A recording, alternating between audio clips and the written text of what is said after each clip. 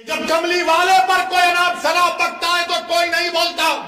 उद्धव ठाकरे के बारे में अगर कोई बोलेगा तो उसके घर को जाकर उसको धमकी दी जाएगी या उसके मुंह पर काली फेंकी जाएगी। अस्सलामु अलैकुम वरहमतुल्लाहि वबरकातुहू। अभी गुस्ताखी का एक मामला ठंडा नहीं होता कि दूसरा मामला उठा दिया जाता है। हमारे सबसे प्यारे पैगम्बर हज़रत मोहम्मद सल्लल्लाहु अलैहि वसल्लम की शान में गुस्ताखी करके और मुसलमानों को तकलीफ़ पहुँचाई जाती है।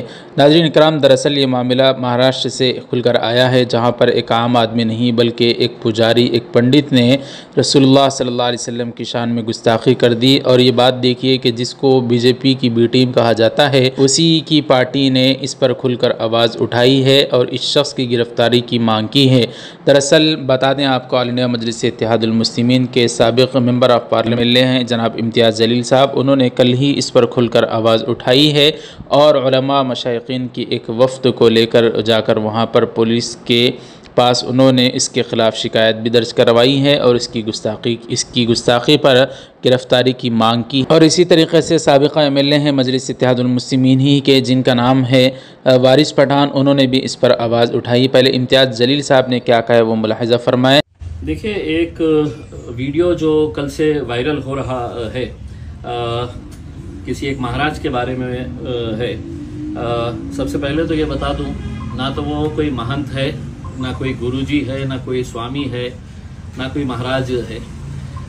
सिर्फ एक भगवा चोला पहने हुए एक बदमाश इंसान है जो किसी के इशारों के ऊपर अब नाच रहा है। यकीनन उसका स्टेटमेंट अगर आप देखेंगे तो ऐसा लगता है कि पूरी तरीके से एक स्क्रिप्ट तैयार की गई और उसे ये बताया गया है कि अगर मुसलमानों को सड़क के ऊपर लेकर आना है, सिर्फ उस ज़िले के नहीं, उस स्टेट के नहीं, पूरे हिंदुस्तान के ही नहीं बल्कि दुनिया के अगर मुसलमान अगर किसी बात से अगर गुस्से में आते हैं, नाराज़ होते हैं, तो वह अपने नबी की शान के अंदर गुस्ताखी ख़तई बर्दाश्त नहीं करते हैं। और उसने जिस तरीके का बयान दिया है उससे साफ जाहिर होता है कि ये किसी न किसी के इशारों के ऊपर काम कर रहा है। आप अगर पूरी बात को अच्छी तरीके से समझने की कोशिश करेंगे तो आज पूरे महाराष्ट्र के अंदर हिंदू सकल समाज की तरफ से बहुत सारे शहरों के अंदर बिल्कुल जुमे की नमाज के वक्त मोर्चों की इजाजत दी गई है, चाहे वो नंदुरबार हो, नासिक हो, अमरावती हो या दूसरे शहरों के अंदर।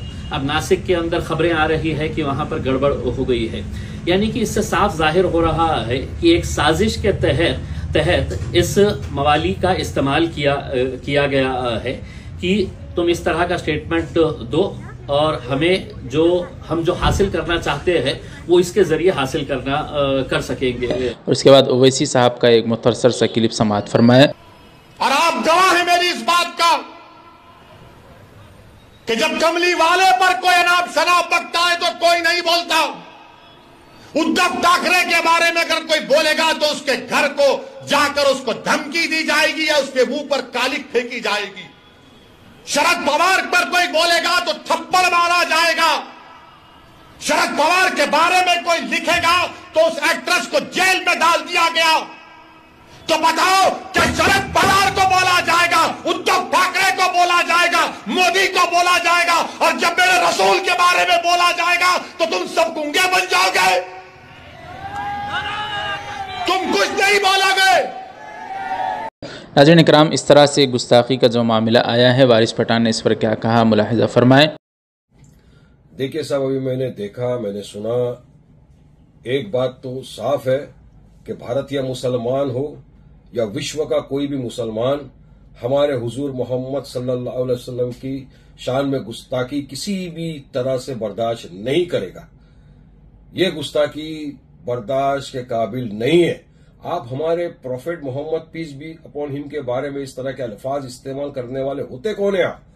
अरे आप एक महाराज हो, संत हो, ज्ञानी हो, जो भी हो, तो आप पे दायित्व तो बनता है कि आप इस तरह की बात न करें जिससे सांप्रदायिक तनाव पैदा हो, दूसरे रिलीजन के इमोशंस को हर्ट हो।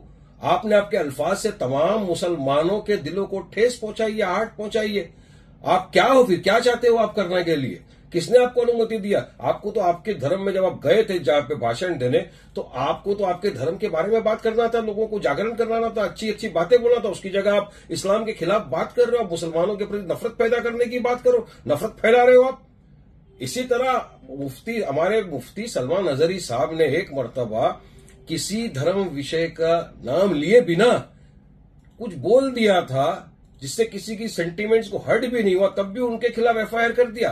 सलमान अजहरी साहब आज भी गुजरात की जेल में बंद है, उनकी बेल भी नहीं हो रही, रिजेक्ट हो रही। तो आपके प्रति इतनी सहानुभूति क्यों दिखा रही है पुलिस? अभी हमारे जो महाराष्ट्र के एक्स एमपी है इम्तियाज भाई, उन्होंने उलेमाओं के साथ मिलकर वो औरंगाबाद में गए, कमिश्नर को मिले, आवेदन दिया है, उन्होंने वहां पे एक निवेदन पेश किया है कि आप इसके खिलाफ सख्त कार्रवाई करें।